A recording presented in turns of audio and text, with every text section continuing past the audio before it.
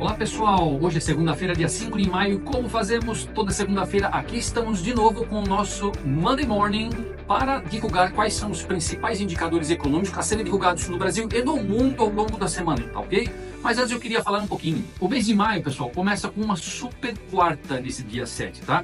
Que é quando o Fed nos Estados Unidos e o nosso Banco Central, ao mesmo tempo, divulgam as suas taxas de juros.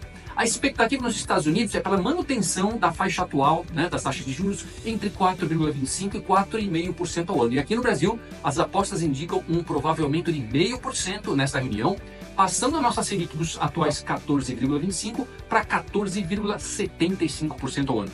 Além disso, nesta semana, temos indicadores muito importantes a serem anunciados, como a balança comercial dos Estados Unidos, na China e no Brasil.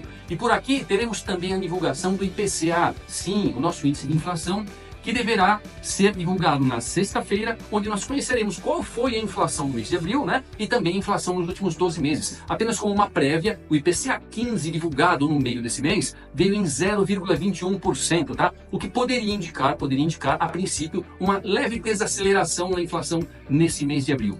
E há também expectativas de distensionamento entre os Estados Unidos e a China, que sim, concordou em começar a discutir com Washington tratativas sobre as tarifas recentemente impostas. Então, tem muita coisa, Mas vamos começar com os indicadores a serem divulgados essa semana. E como sempre, quando falamos aqui na segunda-feira pela manhã, o Banco Central já soltou o boletim Focus semanal. E vejamos como vieram os indicadores.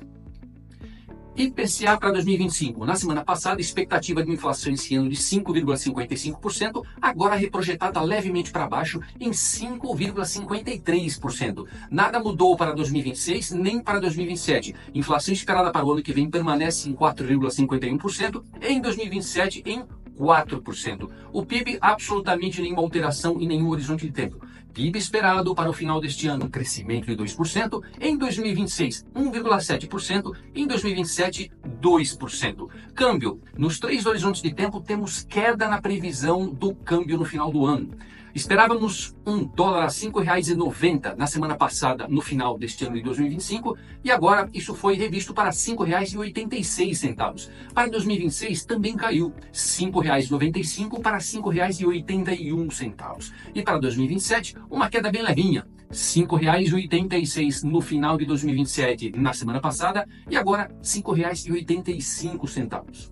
A Selic, neste ano de 2025, pela primeira vez em muitas semanas, acho que em muitos meses, saímos de uma previsão de Selic final deste ano de 15%, agora para 14,75%. Isso significa que o mercado está começando a considerar que após o provável aumento de 0,5% nesta semana na Selic, não haveria nenhum outro aumento até o final deste ano. Vejamos, Vejamos não só no anúncio da taxa Selic na quarta-feira, mas o que virá logo depois, que é vamos dizer assim, o discurso, do Galípolo, onde nós poderemos tentar identificar sinais a respeito disso. Selic para 2026 continua em 12,5% e para 2027 continua prevista em 10,5%. Depois, indicadores que saíram essa semana. Nesta segunda-feira deverá sair o IPC-FIP mensal do Brasil referente ao mês de abril, lembrando que em março ele foi de 0,62%, e deverá sair o índice dos gerentes de compras de serviços nos Estados Unidos referente ao mês de abril. Lembrando que esses índices dos gerentes de compras, sempre que eles são acima de 50,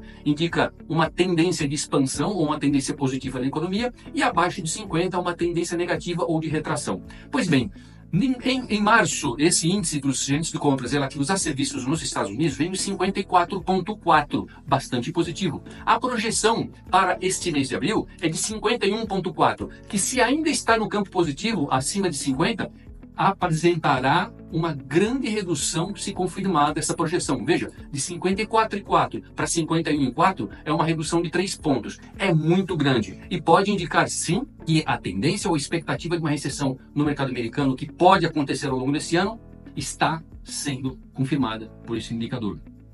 Na terça-feira, dia 6 de maio, teremos a divulgação da balança comercial dos Estados Unidos, Lembrando, isso dados de março, lembrando que em fevereiro a balança comercial foi negativa em 122,7 bilhões de dólares e a expectativa para esse número fechado de março agora é um pouquinho pior, 124,7 bilhões de dólares. Também haverá o leilão de títulos de 10 anos americano, o que é muito importante, porque esse leilão dos títulos de 10 anos vai nos dar uma ideia bastante bastante importante de qual é a taxa esperada, né? Se ela vai aumentar ou se ela vai diminuir para os títulos de 10 anos. E esses títulos de 10 anos são os títulos que norteiam, tá? A taxa de juros e norteiam todas as decisões dos investidores que aportam recursos nos Estados Unidos. E também haverá a divulgação do índice dos gerentes de compras de serviços, mas agora da Europa, referentes ao mês de abril. Na quarta-feira, dia 7, teremos vendas no varejo mensal, tá? Índice mensal de vendas no varejo referentes ao mês de março na Europa, a produção industrial mensal de março no Brasil, a balança comercial mensal de abril no Brasil e também a taxa de juros Selic a ser divulgada na quarta-feira. Veja que no Brasil, muitos indicadores e todos eles bastante importantes. Na quinta-feira, dia 8, o índice de preços ao produtor mensal de março no Brasil, o IGPDI, né? O IGP, disponibilidade interna mensal referente ao mês de abril no Brasil, vendas de veículos no Brasil e produção de veículos no Brasil em abril. Olha que interessante, no mês de março, a produção de veículos caiu 12,6%, porém as vendas aumentaram 5,7%, o que por si só significa que durante o mês de março houve uma grande redução dos estoques de veículos nos pátios das montadoras. Vejamos se essa tendência continuará em abril ou não. E na sexta-feira, no dia 9 de maio, teremos a divulgação do IPCA, o nosso índice de inflação referente ao mês de abril, e também acumulado em 12 meses. E da mesma forma, fecharemos a semana com outro indicador importante que já Estados Unidos no início da semana e o Brasil no meio da semana divulgaram, o balanço comercial mensal de abril da China. Então veja, teremos a balança comercial brasileira, que é importante para nós, e a balança comercial dos Estados Unidos e da China.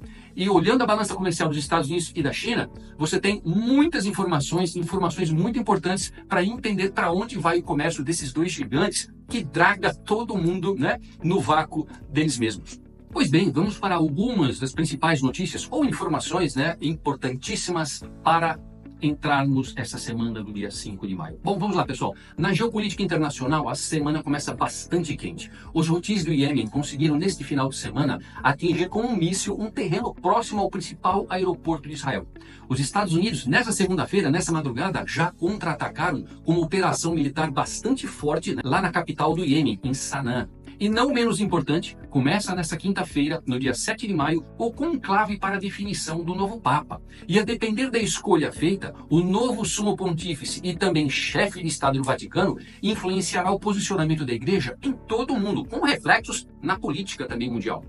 Pode haver a manutenção de uma linha mais progressista impressa por Francisco nos últimos anos, ou um retorno a uma igreja mais conservadora e tradicional há algum tempo já abandonada. Chega ao Brasil nesta segunda-feira David Gamble Jr., o representante do governo americano para sanções internacionais. A pauta não foi divulgada, né? Mas provavelmente incluirá aspectos relacionados às sanções a autoridades do judiciário brasileiro e também questões de segurança nacional relacionadas ao crime organizado, tanto no Brasil como nos Estados Unidos. Portanto, é uma semana bastante agitada, pessoal.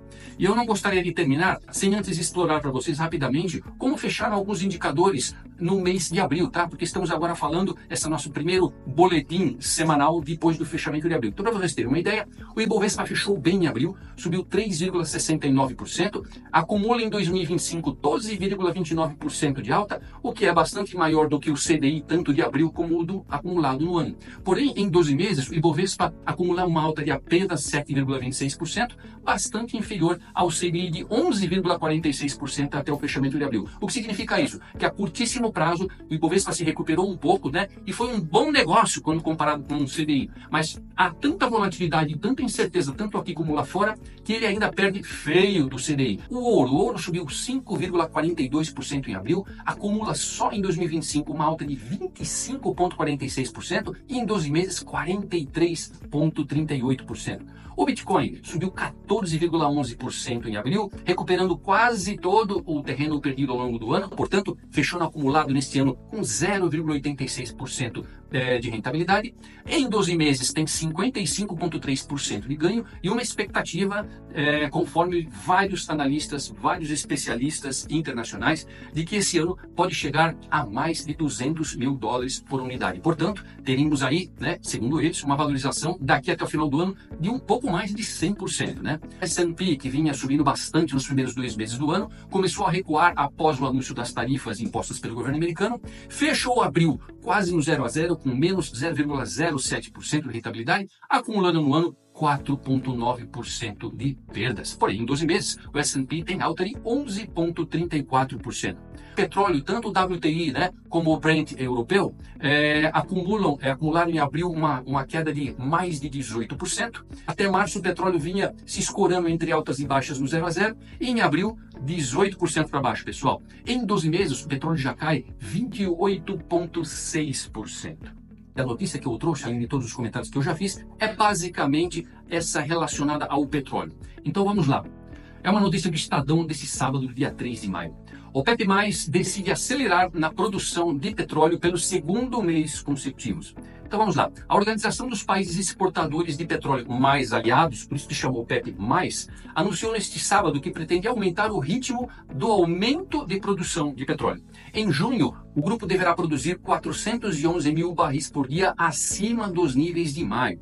Com esta revisão, a produção, que deverá continuar aumentando durante 2025 e também no próximo ano, deverá atingir o último trimestre de 2026 com 31,4 milhões de barris por dia de produção pela OPEP+.